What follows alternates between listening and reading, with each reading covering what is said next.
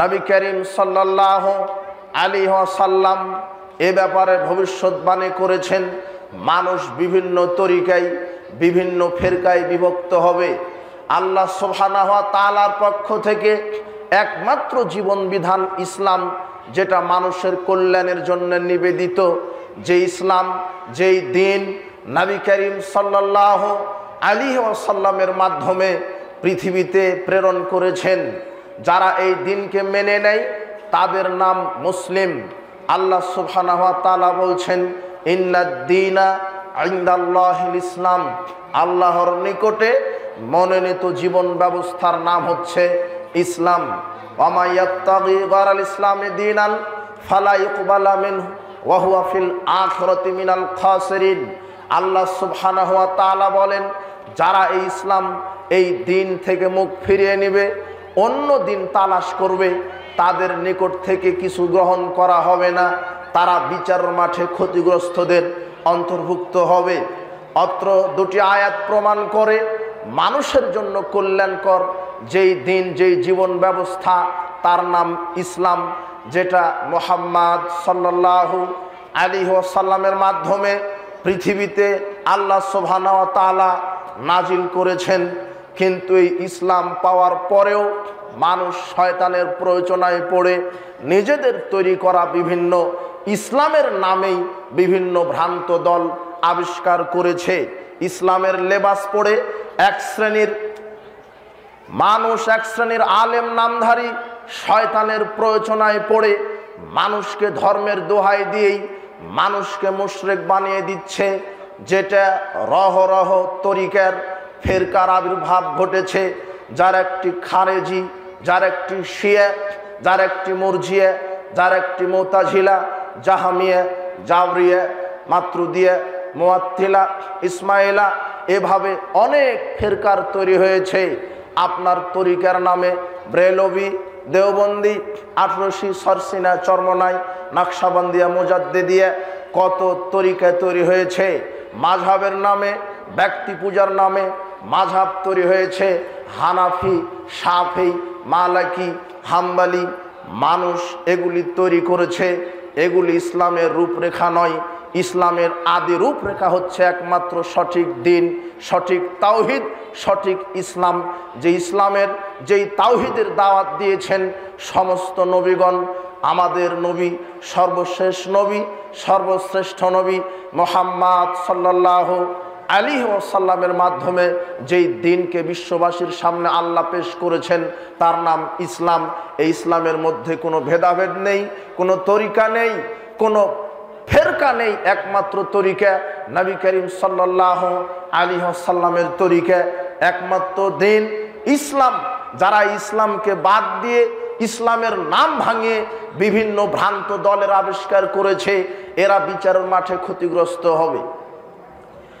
আব্দুল্লাহ বিন আমর রাদিয়াল্লাহু আনহু বলেন, রাসূল সাল্লাল্লাহু আলাইহি ওয়াসাল্লাম বলেছেন, লা ইয়াতিয়ান্না আলা উম্মতি মা তাআলা বানি ইসরাইল হাজওয়ান নাল বিন নাল। আমার উম্মতের ওই অবস্থা হবে যে অবস্থা ইহুদি খ্রিস্টানের হয়েছিল, যেমন দুই পায়ের জুতা পরস্পর সমান। হাত্তা ইন কানা মিনহুম মান আতাম্মাহু আলানিয়া লাকানা ফি উম্মতি মা ইয়াসনাউ যালিক।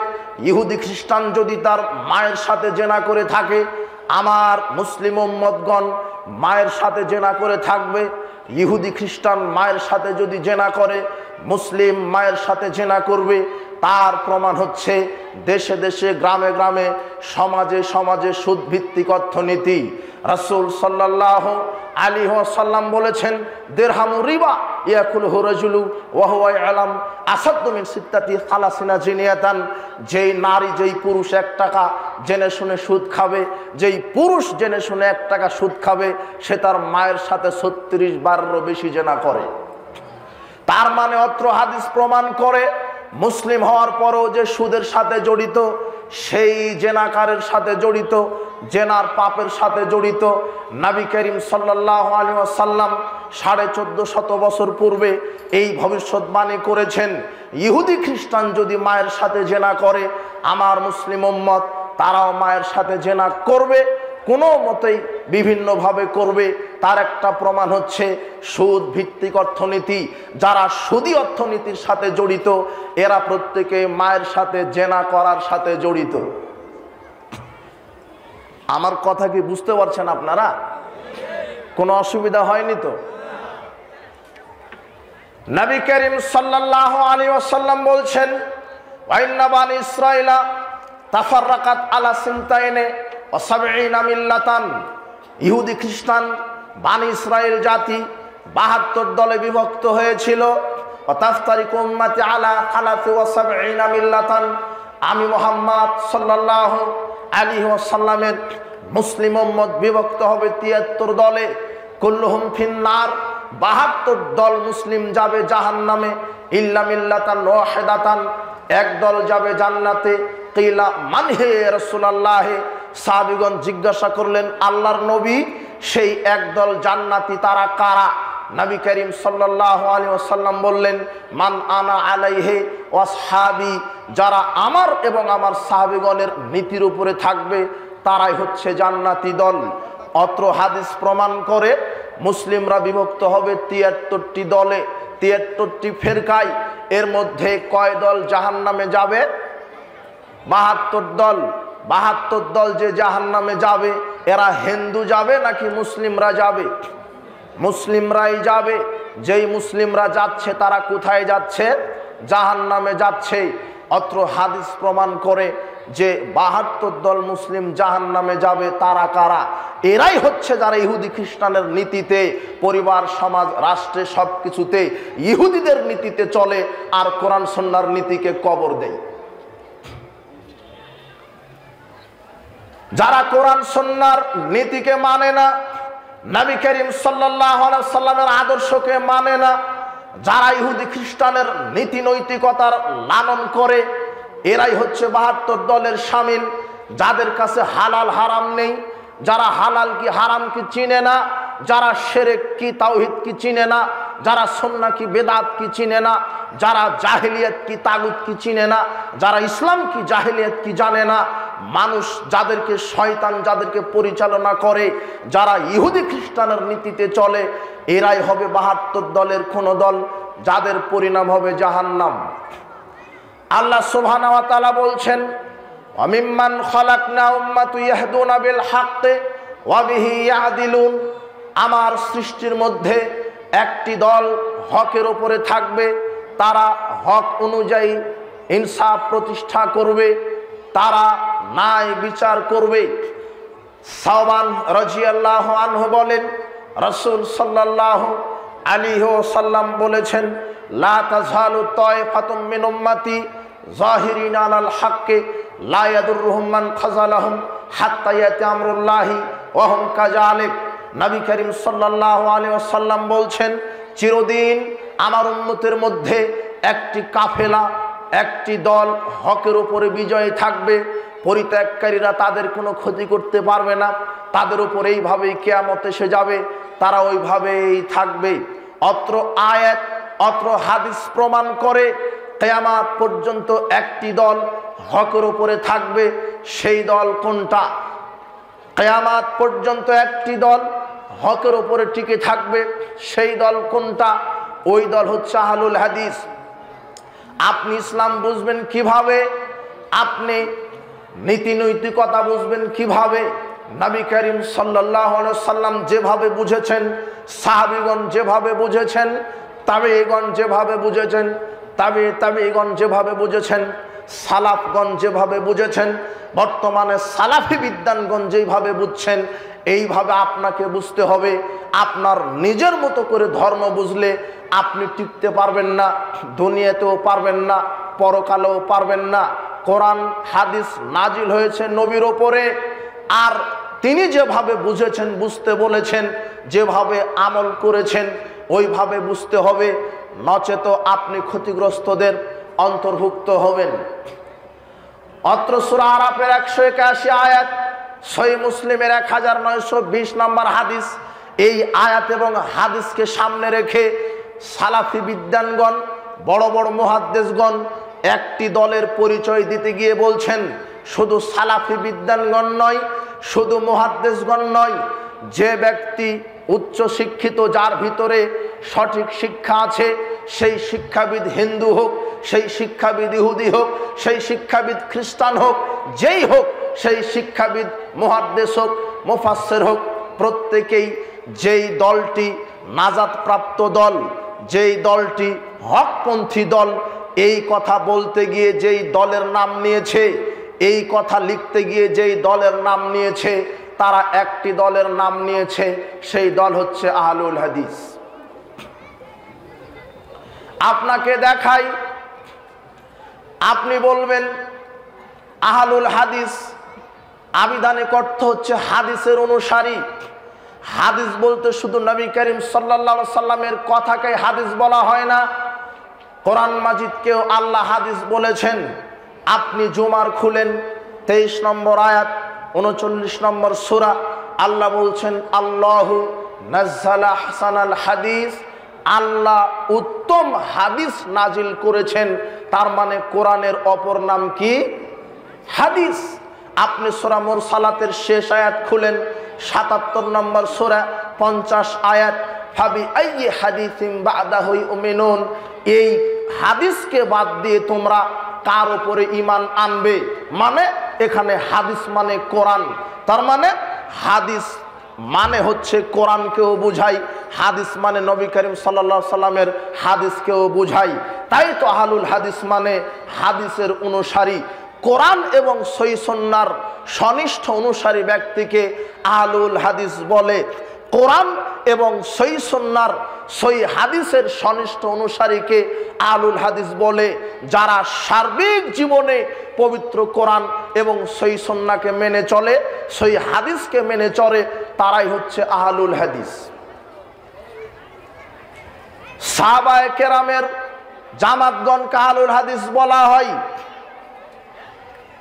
আবু সাঈদ খুদরি রাদিয়াল্লাহু আনহু থেকে, আবু সাঈদ আল খুদরি রাদিয়াল্লাহু আনহু আন্নাহু কানা ইয়ারা শাবাবা, আবু সাঈদ খুদরি রাদিয়াল্লাহু আনহু যখন কোনো যুবককে দেখতেন, যুবক দলকে দেখতেন, বলতেন মারহাবান বিওসিয়াতিন রাসূলুল্লাহ সাল্লাল্লাহু আলাইহি ওয়াসাল্লাম, আমি তোমাদেরকে রাসূল সাল্লাল্লাহু আলাইহি ওয়াসাল্লামের ওসিয়ত অনুযায়ী তোমাদেরকে মারহাবা জানাচ্ছি। আন্নুয়াসি আলাকুম ফিল মাজলিস আন্নুফাহিমাকুমুল হাদিস, আমি তোমাদেরকে হাদিস বোঝার জন্য, শোনানোর জন্য মজলিসকে প্রশস্ত করে দিই। ফাইন্নাকুম খুলুফুনা ওয়া আহলুল হাদিস বাদানা, কেননা আবু সাঈদ খুদরি রাদিয়াল্লাহু আনহু বলছেন তোমরাই আগামী দিনের ভবিষ্যৎ, আগামীর বংশধর এবং আগামী দিনের আহলুল হাদিস। সাহাবী আবু সাঈদ খুদরি থেকে এই কথা প্রমাণিত। সারফাসাবাল হাদিস 12 পৃষ্ঠায় অত্র কল আপনারা পেয়ে যাবেন। আবু সাঈদ খুদরি যখন যুবকদেরকে দেখতেন তখন বলতেন তোমরাই আমাদের পরবর্তী বংশধর, তোমরাই আমাদের পরবর্তী আহলুল হাদিস। প্রখ্যাত তাবেঈ বিদ্বান ইমাম শাফিঈ রাদিয়াল্লাহু, ইমাম শাফিঈ রাহিমাহুল্লাহ তিনি বলছেন, যিনি 22 হিজরিতে জন্ম, 104 হিজরিতে মৃত্যু, আজ থেকে 1350 বছর পূর্বের কথা। যারা বলে আহলে হাদিস নতুন ফেরকা, তাদের ঠিকমতো পড়াশোনা করা নেই, তাই তো তারা বলে আহলে হাদিস নতুন ফেরকা। এটা একটা ফিতনাবাজ, আহলে হাদিসদেরকে বিভিন্ন গালিগালাজ করে, অথচ আহলে হাদিসের ইতিহাস তার পড়া, তার জানা নেই। যারা না জেনে কথা বলে তাদেরকে আমরা বলবো আপনারা পড়াশোনা করেন, আহলে হাদিস কোথায় থেকে এসেছে, এর উৎপত্তি কোথা থেকে, এর প্রতিষ্ঠাতাকে। আহলুল হাদিসদের প্রতিষ্ঠাতা স্বয়ং নবী করিম সাল্লাল্লাহু আলাইহি ওয়াসাল্লাম, যেটা সাহাবীদের কওল থেকে বোঝা যায়। প্রখ্যাত তাবেঈ বিদ্বান ইমাম শাফিঈ রাহিমাহুল্লাহ তিনি বলছেন, এটা কি সমস্যা হলো নাকি?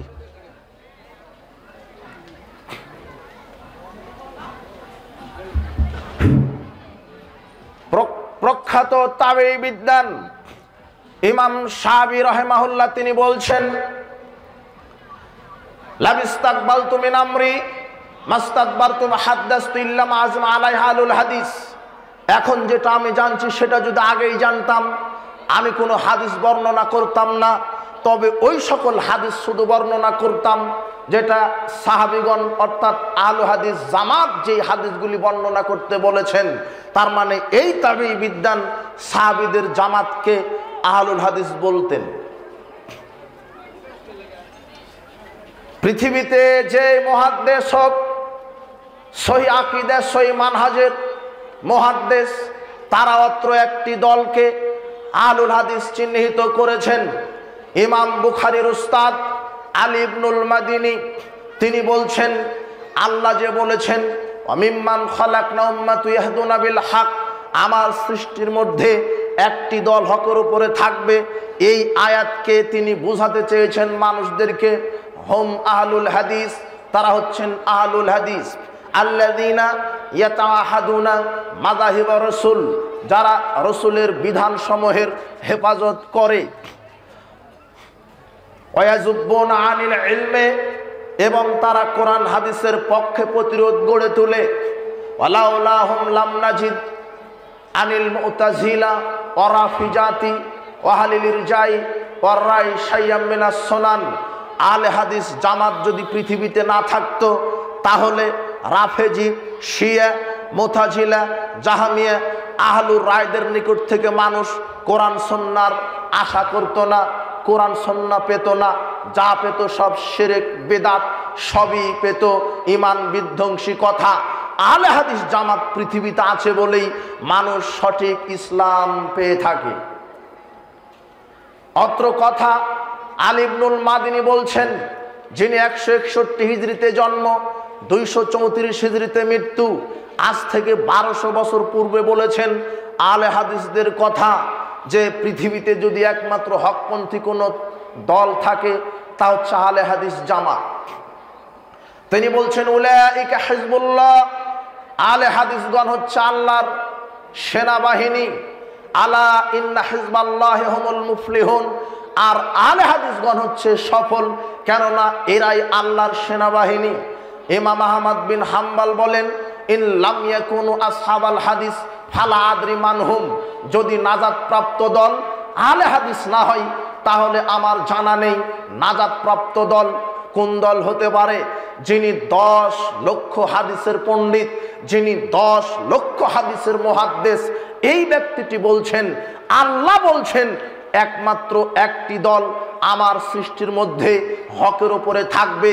এই কথাকে কেন্দ্র করে ইমাম আহমদ বিন হাম্বল বলছে, ওই দল যদি আহলে হাদিস না হয় তাহলে আমার আর জানা নাই ওই দল কোন দল।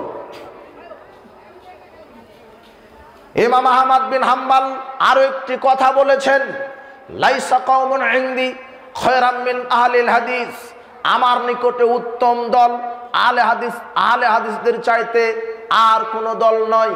লা ইয়ারিফুনা ইল্লাল হাদিস, কেননা আহলে হাদিসগণ কোরআন সুন্নাহ ছাড়া কিছু বুঝে না। আহলে হাদিসগণ সার্বিক জীবনে, তারা ব্যক্তিগত জীবনে, তারা সামাজিক জীবনে, পারিবারিক জীবনে, শিক্ষা জীবনে, অর্থনৈতিক জীবনে, রাজনৈতিক জীবনে, আন্তর্জাতিক অঙ্গনে, সার্বিক জীবনে একমাত্র যারা কোরআন এবং সহিহ সুন্নাহকে মানে তারাই হচ্ছে আহলুল হাদিস। এই কথা আহমদ বিন হাম্বল আজ থেকে বহু বহু বছর পূর্বে বলে গেছেন। যিনি 164 হিজরিতে জন্ম, 241 হিজরিতে মৃত্যু, প্রায় 1200 বছর পূর্বে এইভাবে তিনি আহলে হাদিসদের পরিচয় দিয়ে গেছেন। ইমাম শাফি রাহিমাহুল্লাহ তিনি বলছেন, ইযা রাআইতু রাজুলাম মিন আসহাবিল হাদিস ফাকান্নি রাআইতুন নাবিয়্য সাল্লাল্লাহু আলাইহি ওয়াসাল্লাম হাইয়ান, আমি যখন কোন আহলে হাদিস ব্যক্তিকে দেখি, আমি যখন কোন আহলে হাদিস ব্যক্তিকে দেখি যে ব্যক্তি সার্বিক জীবনে কোরআন সুন্নাহ মানে, তার সালাতটা রাসূলের নীতিতে, তার সিয়ামটা রাসূলের নীতিতে, তার কোরআন মাজিদ তেলাওয়াত রাসূলের নীতিতে, তার যাকাত রাসূলের নীতিতে, তার হজ রাসূলের নীতিতে, যার সার্বিক ইবাদত রাসূলের নিকটে, আমি যখন এই রকম ব্যক্তিকে দেখি, ফাকা আন্নি রাআইতুন নাবিয়্য সাল্লাল্লাহু আলাইহি ওয়াসাল্লাম হাইয়ান, আমি যেন স্বয়ং নবীকে জীবন্ত দেখি। এভাবে বিদ্বানগণ বলেছেন। আহলে হাদিসদের পরিচয় বিশ্ববাসীর নিকটে পেশ করে গেছেন খ্যাতনামা তাবেঈ বিদ্বান আব্দুল্লাহ ইবনুল মুবারক, যিনি 118 হিজরিতে জন্ম, 181 হিজরিতে মৃত্যু, আজ থেকে 1250 বছর পূর্বে বলছেন। আল্লাহর ওই আয়াতকে সামনে রেখে বলছেন হুম ইনদা আহলুল হাদিস, তারা হচ্ছেন আহলুল হাদিস। ওয়াকাল আসবাতুন নাস আলা সিরাতা সাবিল হাদিস, তারা হচ্ছেন আহলুল হাদিস। কেননা আহলে হাদিসগণ সঠিক পথে, সিরাতে মুস্তাকিমের পথে তারা অটল থাকে। ইমাম আবু হানিফার শিষ্য আবু ইউসুফ, যিনি 113 হিজরিতে জন্ম, 182 হিজরিতে মৃত্যু, তিনি বলে গেছেন যখন আহলে হাদিস জামাতকে দেখেন তখন তিনি বলতেন মা আলাল আরদে খায়রুম মিনকুম, তোমাদের চাইতে উত্তম জমিনের উপরে আমি আর কাউকে দেখতে পাই না। ইতিহাস আমাদের জানতে হবে। পূর্বের বিদ্বানগণ, সালাফি বিদ্বানগণ, সই আকীদা মানহাজের বিদ্বানগণ নাজাত প্রাপ্ত দলের পরিচয় দিতে গিয়ে কোন দলের কথা উল্লেখ করেছেন? আহমদ বিন শারি তিনি বলছেন আহলুল হাদিস আজামু দারাজাতাম মিনাল ফুকাহায়ে, আহলুল হাদিসদের মর্যাদা ফকিহগণের চাইতে উত্তম, যারা ফিকহে মাসালা নিয়ে তর্ক বিতর্ক করে। ফিকহ মানে বুঝ, যেটা আপনি বুঝেছেন। তো রাসূল সাল্লাল্লাহু আলাইহি সাল্লাম এবং সাহাবীগণের চাইতে কি আপনি শরীয়ত বেশি বুঝেন? সাহাবীগণ যেভাবে বুঝেছেন ওই বুঝটা নিতে হবে। যারা ফিকহি গ্রন্থ রচনা করেছেন তারা সাহাবীদের ধার ধারেনি, নিজের মতো করে শরীয়তকে ব্যাখ্যা করেছে।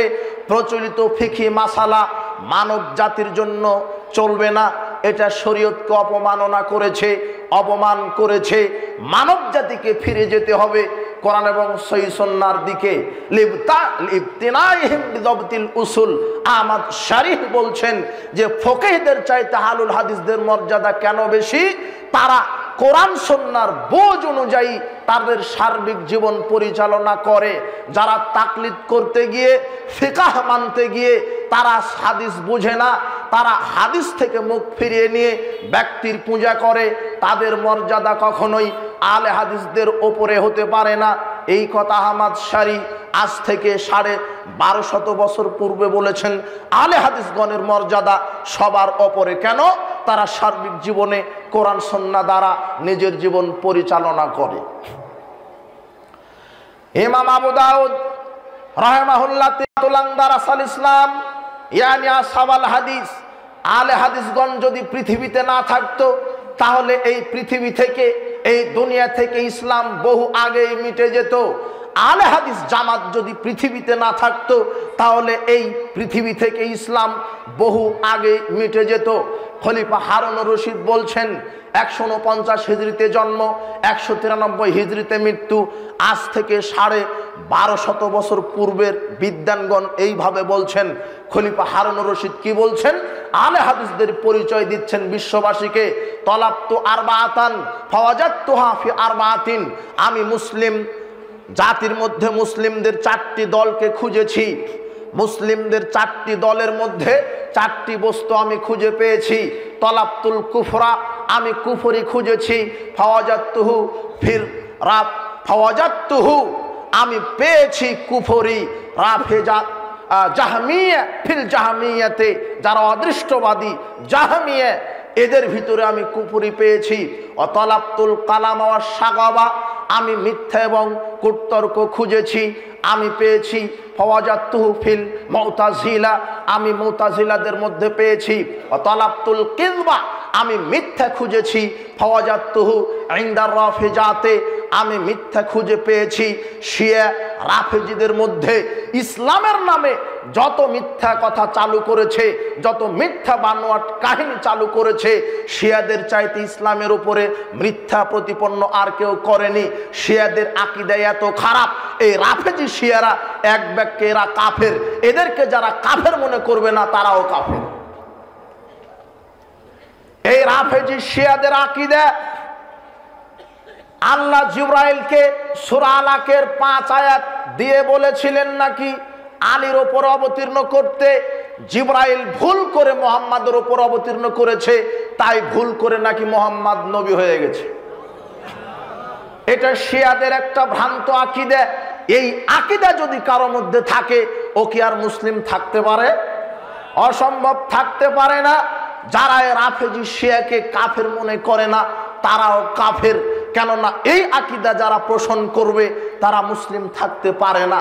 তারা রাফেজি শিয়া যারা, তারা বলছে বর্তমান যে কোরআন মুসলমানের মধ্যে অবশিষ্ট আছে এটা নাকি বিকৃত কোরআন, এই কোরআন নাকি ঠিক নেই, এই কোরআনে নাকি ভেজাল আছে। ঈমান বিধ্বংসী আকীদা। এই শিয়াদের আরেকটা আকীদা, আবু বকর, ওমর, উসমান, যত সাহাবী আছেন, আলীকে বাদ দিয়ে যত সাহাবী আছেন তাদের দৃষ্টিতে সব সাহাবী কাফের, সব সাহাবী কাফের।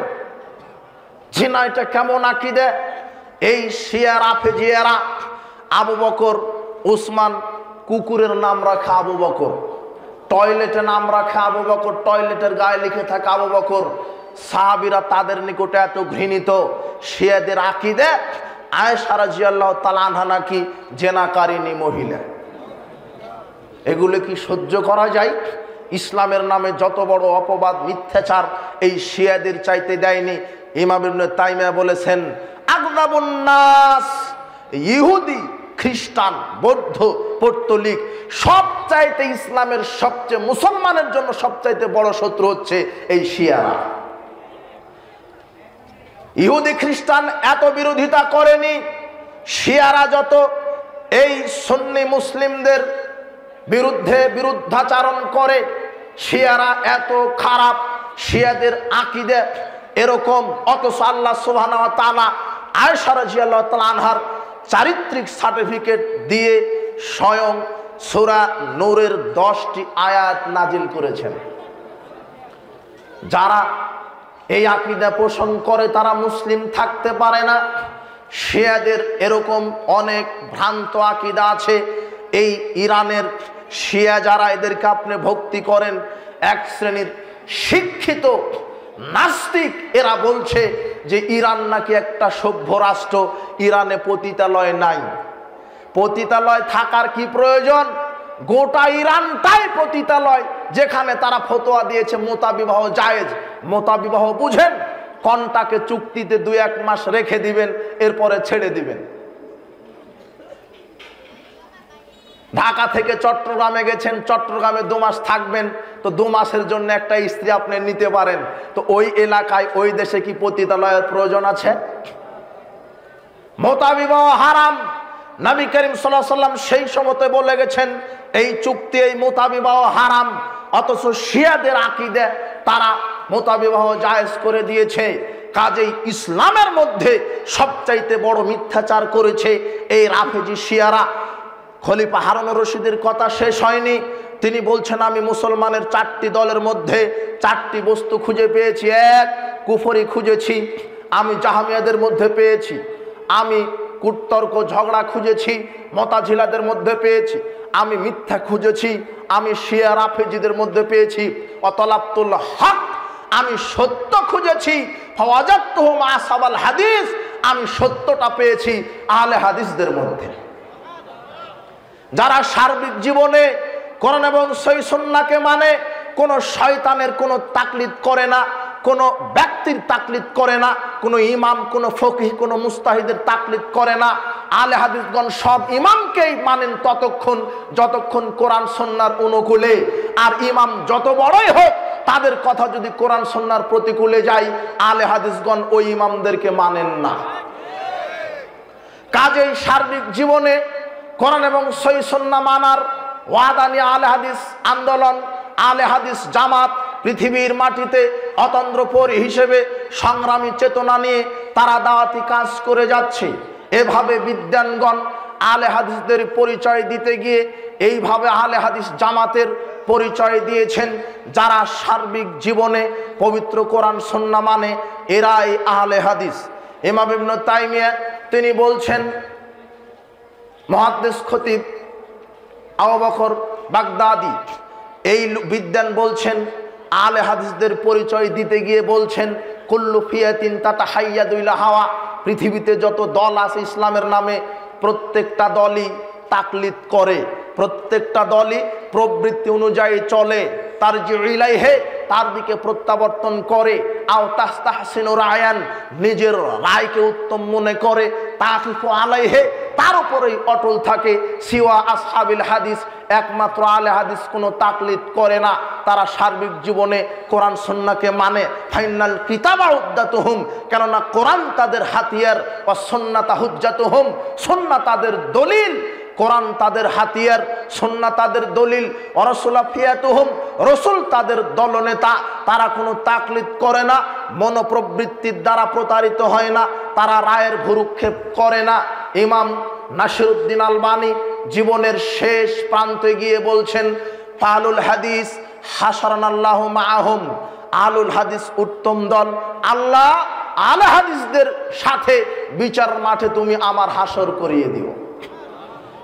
ইমাম নাসিরউদ্দিন আলবানী প্রখ্যাত মুহাদ্দিস, তিনি এই কথা বলছেন, লা ইয়াতাসাবুন আলি কাউলি শাখসিন মুআয়ানিন মাহমান সামা ওয়া হাসা মুহাম্মাদান সাল্লাল্লাহু আলাইহি ওয়াসাল্লাম। নাসিরউদ্দিন আলবানী বলছেন, আলে হাদিসগণ তারা কোনো ব্যক্তির তাকলিদ করে না, সে যেই হোক যত বড়ই হোক, তারা একমাত্র যার অনুসরণ করে ইত্তেবা করে তার নাম মুহাম্মদ সাল্লাল্লাহু আলাইহি ওয়াসাল্লাম। আল্লাহ সুবহানাহু ওয়া তাআলা বলছেন, ইয়াউমা নাদউ কুল্লা উনাসিম বিইমামিহিম, বিচার মাঠে প্রত্যেক দলকে তার নেতা সহ ডাকা হবে। এক বিদ্বানের উদ্ধৃতি দিয়ে হাফেজ ইবনে কাসির রাহিমাহুল্লাহ এই আয়াতের তাফসির করছেন। ইবনে কাসিরের এই আয়াতের তাফসির করতে গিয়ে তিনি এক বিদ্বানের উদ্ধৃতি দিয়ে বলছেন, ইয়াউমা নাদউ কুল্লা উনাসিম বিইমামিহিম, বিচার মাঠে প্রত্যেক দলকে তাদের নেতা সহ ডাকা হবে। এই আয়াতের তাফসির করতে গিয়ে ইমাম ইবনে কাসির বলছেন যে হাদা আখবারু শারাফিল্লাহ সাবিল হাদিস লিআন্না ইমামাহুমুন নবী সাল্লাল্লাহু আলাইহি ওয়াসাল্লাম, আলে হাদিসদের জন্য সবচাইতে বড় সৌভাগ্যের বিষয়, বিচার মাঠে আলে হাদিসদের নেতা হবেন স্বয়ং মুহাম্মদ সাল্লাল্লাহু আলাইহি ওয়াসাল্লাম। কেননা তারা নবী করিম সাল্লাল্লাহু আলাইহি ওয়াসাল্লামের নীতি আদর্শনায় পড়ে যখন মানুষ বেদাত তৈরি করলো, তখন আহলে হাদিসগণ পৃথিবীতে স্বতন্ত্র নামে তারা পরিচিত হতে থাকে। সারা পৃথিবীতে আহলে হাদিস জামাতের একটা অংশ ছিল, বিরাট অংশ ছিল, যার প্রমাণ প্রখ্যাত মুসলিম ভূপর্যটক শামসুদ্দিন মোহাম্মদ আহমদ আল মাকদেসি, তিনি আসানুত তাকাসিম ফি মারিফাতিল আকালিম এই ভ্রমণ নামক গ্রন্থে তিনি লিখছেন ৯৬ পৃষ্ঠায়। ওই সময়তে তিনি হেজাজ, মক্কা, মদিনা সহ উমাইয়াদের রাজধানী দামেস্ক, সিরিয়া সহ পৃথিবী পর্যটন করে তিনি বলছেন, ওয়াল আমালু কানা ফিহে আলা মাযহাবি আসহাবিল হাদিস, এই মক্কা, মদিনা, দামেস্ক, সিরিয়া এই এলাকার প্রত্যেকটা মুসলিমের আমল ছিল সহি আকীদা মানহাজের উপরে। ৩৭৫ হিজরিতে তিনি ভারত সফর করেন। ভারতের মুসলিম অধ্যুষিত এলাকা সফর করে তিনি বলছেন, আকসারুহুম আহলুল হাদিস, তাদের অধিকাংশই ছিল আহলুল হাদিস। এই ইতিহাস দ্বারা কি প্রমাণিত হয়? যুগ যুগ ধরে পৃথিবীর মাটিতে আলে হাদিস জামাতগণ ছিলেন। তার ৫০ বছর পরে আবু মনসুর আব্দুল কাহের বাগদাদি কিতাব উসুলুদ্দিন ৩১৭ পৃষ্ঠায় তিনি আলোচনা করতে গিয়ে বলছেন, সুগুরুর রোমে অল জাজিরাতে অসরুর শাম অসগুর আজারবাইজান অবাবিল আবওয়াব কুল্লুহুম আলা মাযহাবি আলিল হাদিস অমিন আহলিস সুন্নাহ। তিনি বলছেন যে আজারবাইজান, সিরিয়া, রোম সীমান্ত, মধ্য তুর্কিস্তান এগুলির সব এলাকার মুসলমানগণ আলে হাদিস জামাতের অন্তর্ভুক্ত ছিল। ইতিহাস প্রমাণ করে যুগ যুগ ধরে পৃথিবীর মুসলিম অধ্যুষিত এলাকায় প্রত্যেকেই আলে হাদিস ছিলেন, যেটা সাহাবীগণের দাওয়াতের ফলশ্রুতিতে মানুষ সহি আকীদা মানহাজের দাওয়াত পেয়েছে। কিন্তু ইবলিস শয়তানের প্রয়োজনায় এক শ্রেণীর হুজুরদের দ্বারাই, এই খানকার পাগড়িয়া পড়া টুপিওয়ালা এই হুজুরদের দ্বারাই শয়তান মানুষকে দিন দিন বেদাত এবং মুশরিক বানাচ্ছে। বলছিলাম, তিনি বলছেন অসগুর আফ্রিকাইয়াত আন্দালুস, আন্দালুস, আফ্রিকা, স্পেন, পাশ্চাত্যবর্তীর দেশসমূহের প্রত্যেকটা মুসলিম আলে হাদিস ছিলেন। এই কথা তার প্রমাণ শামসুদ্দিন মোহাম্মদ বিন আহমদ আল মাকদেসি, আবু মনসুর আব্দুল কাহের বাগদাদি, দুই বিদ্যার দুইজন বিদ্যার কথা যদি আনা হয় তাহলে দেখা যাবে যে পৃথিবীতে মক্কা মদিনা ইউরোপ আফ্রিকা মধ্যপ্রাচ্য দূরপ্রাচ্য নিকট প্রাচ্য সহ এমনকি ভারতের মানসুরা সহ আপনার সারা পৃথিবীতে মুসলিম অধ্যুষিত এলাকায় আলে হাদিসদের সংখ্যায় বেশি ছিল। এটা ইতিহাস প্রমাণ করে। কাজেই আলে হাদিসদের অবদান আছে। যেখানে শয়তান শিরককে জাগ্রত করতে চেয়েছে সেখানে আলে হাদিসগণ শিরককে দাবিয়ে সেখানে তাওহীদ প্রতিষ্ঠা করেছে। আলে হাদিসদের একটা বড় ইতিহাস আছে। আলে হাদিসদের ইতিহাস এই পৃথিবী থেকে শিরক বেদাত উচ্ছেদ করার ইতিহাস। আলে হাদিসদের ইতিহাস সংগ্রামী ইতিহাস। আলে হাদিসদের ইতিহাস রক্তাক্ত ইতিহাস। আলে হাদিসদের ইতিহাস জাহেলিয়াতকে তাড়ানোর ইতিহাস। আলে হাদিসদের ইতিহাস ব্রিটিশ ইংরেজদেরকে তাড়ানোর ইতিহাস। কিয়ামত পর্যন্ত এক শ্রেণীর এই ইবলিসের দালালেরা শিরক বেদাতের দাওয়াত দিবে কথা ঠিক, কিন্তু কিয়ামত পর্যন্ত আল্লাহ একটি সহি তরিকা সহি দল একটি হকপন্থী দল থাকবে যারা শিরক বেদাতের বিরুদ্ধে লড়বে। কথা কলম মুখে মিডিয়ায় সংগঠনের মাধ্যমে এ কথাও ঠিক।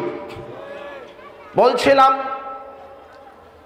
আহলে হাদিস একটি সুপরিচিত মাযহাব, যেটা কোনো নতুন সংস্থা নয়, নতুন সংগঠন নয়। ইমাম ইবনে তাইমিয়া রাহিমাহুল্লাহ তিনি বলছেন আহলুস সুন্নাহ ওয়াল জামাত মাযহাবুন কাদিমুন মারুফুন ক্বাবলা ইয়াখলুকাল্লাহু আবা হানিফা ওয়া মালিকান ওয়া শাফিঈয়া ওয়া আহমদ। আবু হানিফা মালিক শাফি আহমদ জন্মের পূর্বে এটা একটি সুপরিচিত মাযহাব। ফান্নাহু সাহাবাতু ফান্নাহু মাযহাবুস সাহাবা, এটা হচ্ছে সাহাবীদের মাযহাব। আল্লাযিনা তালাক্কাহু আন নবীহিম, যারা নবী করিম সাল্লাল্লাহু আলাইহি সাল্লামের নিকট থেকে সরাসরি ইলম হাসিল করেছে। এবার আপনাকে দেখাই আলে হাদিসদের পরিচয় সম্পর্কে বিদ্বানগণ এই কথা বলেছেন। আলে সুন্নাহ ওয়াল জামাতের কথা চলে আসলো ইমাম ইবনে তাইমিয়ার কওল থেকে। আলে সুন্নাহ ওয়াল জামাত কাকে বলে? নবী করিম সাল্লাল্লাহু আলাইহি সাল্লামের সুন্নাত এবং সাহাবী এবং তাবেঈগণের জামাতের অনুসারী ব্যক্তিকেই আলে সুন্নাত ওয়াল জামাত বলা হয়। প্রখ্যাত বিদ্বান স্পেনের ইমাম ইবনে হাজাম আন্দালুসি তিনি আহলে সুন্নাহ ওয়াল জামাতের পরিচয় এইভাবে দিচ্ছেন, ওয়ালুস সুন্নাহ আল্লাযীনা নাযকুরুহুম আহলাল হক ওয়া মান আদাহুম আহলুল বাতিল। আহলে সুন্নাহ ওয়াল জামাত আমরা হকপন্থী যারা তাদেরকে বলি, আর বাতিল পন্থীকে বলা হয় না। ফাইন্নাহুমুস সাহাবাতু রাদিয়াল্লাহু আনহুম, আহলে সুন্নাহ ওয়াল জামাতের অন্তর্ভুক্ত সাহাবীগণ কুল্লু মান সালাকা নাহজাহুম মিন খিয়ারিত তাবিঈন, এবং সাহাবীদের সনিষ্ঠ অনুসারী তাবিঈ বিদ্বানগণ, সুম্মা আহলুল হাদিস, এরপরে আহলে হাদিসগণ। এগুলি ইতিহাস সাক্ষ্য। যদি ইমাম বুখারীর কথা গ্রহণীয় না হয়, ইমাম আবু দাউদের কথা গ্রহণীয় না হয়, ইমাম মুসলিমের কথা গ্রহণীয় না হয়, ইমাম আহমদ বিন হাম্বলের কথা গ্রহণীয় না হয়, ইমাম শাফির কথা গ্রহণীয় না হয়, ইমাম ইবনে হাজার আসকালিন রাহিমাহুল্লাহর কথা গ্রহণীয় না হয়, ইমাম ইবনে তাইমিয়ার কথা যদি গ্রহণীয় না হয়, তাহলে পৃথিবীতে আর কোন বড় বিদ্বান আছে যার কথা গ্রহণীয় হতে পারে?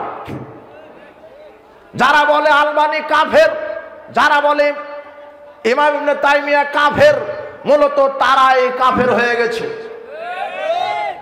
আজকে আলে হাদিসগণদেরকে ভ্রান্ত নামে ডাকা হচ্ছে।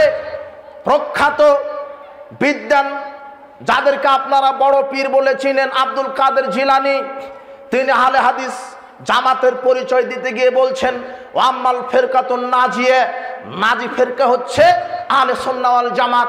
আহলে সুন্নাহ ওয়াল জামাত লা ইসমুন লাহুম, তাদের কোনো নাম নেই, ইল্লা ইসমুন ওয়াহিদ, একটি শুধু তাদের নাম আছে, ওয়াহিয়া আসহাবুল হাদিস, সেই একটি নাম হচ্ছে আহলুল হাদিস। আব্দুল কাদের জিলানী এই কথা বলেছেন। আব্দুল কাদের জিলানী আরো একটি সুন্দর কথা বলেছেন, পৃথিবীবাসীকে বলছেন ইলাম, জেনে রাখো পৃথিবীর মানুষ, আন্না লিআহলিল বিদঈ আলামাতুন, বেদাতীদের কিছু আলামত আছে, ইয়ারাফুনা বিহা, যা দ্বারা তোমরা বেদাতীকে চিনতে পারবে। ফালামাতু, তাদের আলামত কি? লিআন্না আহলিল বিদআতিল ওয়াকিয়াতু ফি আহলিল আসার, তারা এই বেদাতীরা যারা সহি মানহাজ সহি আকীদা মানে তাদেরকে ভ্রান্ত নামে ডাকে, তারা বলে এরা গায়রে মুকাল্লিদ, এরা লামাযহাবী, এরা ওহাবি, এরা ইহুদি খ্রিস্টানের দালাল, বলে না? বলে। যারা বলছে আহলে হাদিস ইহুদি খ্রিস্টানের দালাল, লামাযহাবী, গায়রে মুকাল্লিদ, ওহাবি, তাদের বিদ্যা অর্জন করা জরুরি, তাদের পড়াশোনা অর্জন করা জরুরি। যারা আমাদেরকে ইহুদি খ্রিস্টানের দালাল আপনারা বলেন, সাবধান হন। যদি আমরা ইহুদি খ্রিস্টানের দালাল না হই, তাহলে আপনি দালাল ইহুদি খ্রিস্টানের হবেন। রাসূল সাল্লাল্লাহু আলাইহি ওয়াসাল্লাম বলেছেন, কেউ যদি কাউকে কাফের বলে, সে যদি কাফের না হয়, তাহলে যে কাফের বলেছে সে অটো কাফের। আমাদেরকে বলছে কাফের, সই আকীদার দাওয়াত দিলেই কাফের চলে আসে ফতোয়া, ইহুদি খ্রিস্টানের দালাল চলে আসে। আপনি জেনে শুনে বলেন, আহলে হাদিসগণ সার্বিক জীবনে কোরআন সুন্নাহ মানার কারণে যদি কাফের হয়, তাহলে আপনি কি